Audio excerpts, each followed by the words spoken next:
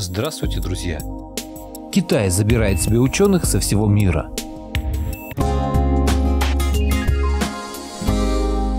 Благодарю всех, кто подписался на мой канал и смотрит мои видео. А если вы впервые на моем канале, то, пожалуйста, подпишитесь на него и включите колокольчик, чтобы не пропустить новые видео. Ссылка на статью в описании.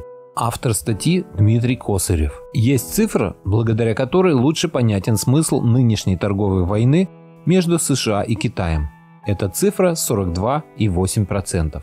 Из всех подданных в мире в 2017 году заявок на патенты, по данным Международной организации интеллектуальной собственности, именно 42,8% зарегистрированы в Китае. В США только 19,4%. В Японии и Южной Корее по 10,2%. Остается Европа, это 5,1%. И весь остальной мир, 15,8%.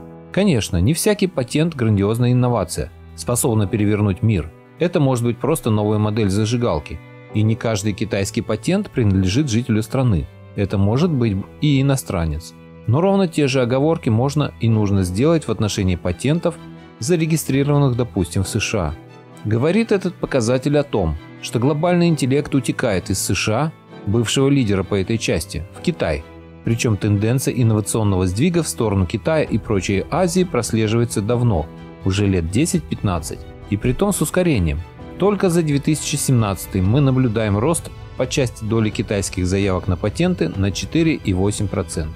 Термин «утечка мозгов», напомним, родился в предыдущую эпоху, когда из не вполне развитых стран молодые люди отправлялись учиться на Запад и не возвращались, оставаясь работать на инновационный потенциал, к примеру, США, потому что там больше платили и вдобавок исследовали интереснейшие проблемы на пару технологических уровней выше, чем дома.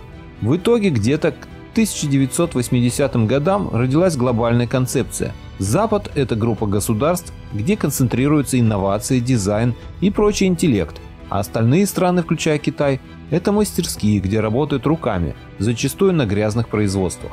Мир такой и таким должен быть дальше. Но мир постепенно изменился и стал другим. Посмотрим, что происходит сегодня в данной сфере между Китаем и США. Китайцы и индийцы до сих пор лидируют по части заявок на въездные визы H1B, с помощью которых американский хай-тек высасывал мозги из прочего мира. Вот только через какое-то время китайцы, получив визы, набравшись опыта и знаний, возвращаются домой.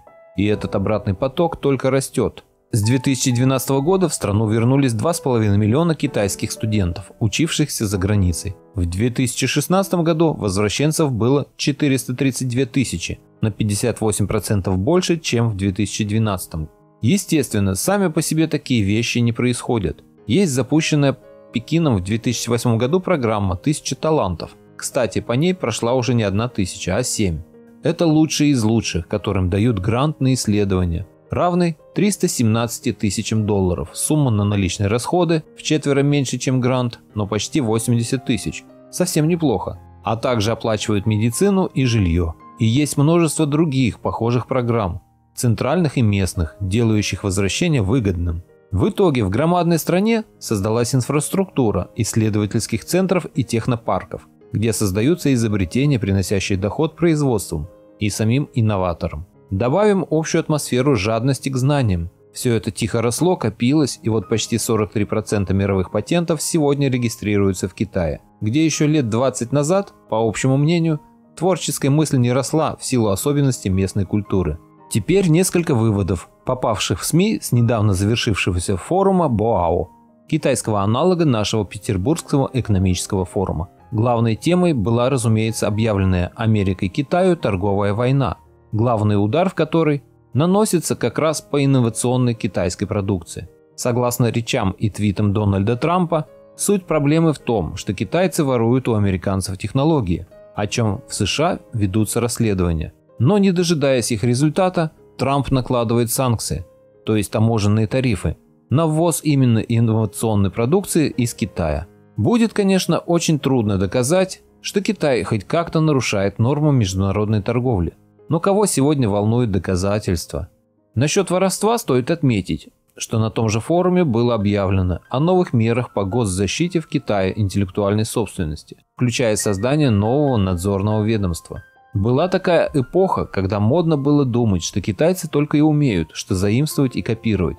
Твиты Трампа для тех, кто в этой эпохе остался. Сейчас суть проблемы США в том, что надо любыми самыми безумными акциями остановить ситуацию, в которой уже американцам придется воровать технологии из Китая. Так что торговая война Трампа примерно то же самое, что его сирийские безумства.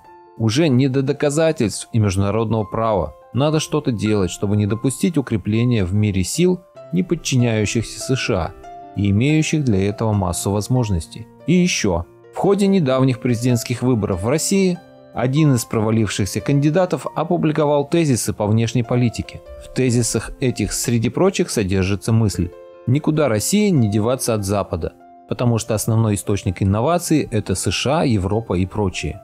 Так вот, это писал человек, оставшийся в прошлой эпохе, а по части инновационного потенциала держав уже чуть ли не в позапрошлой. Вот такая интересная статья попалась мне сегодня, и я решил поделиться ею с вами.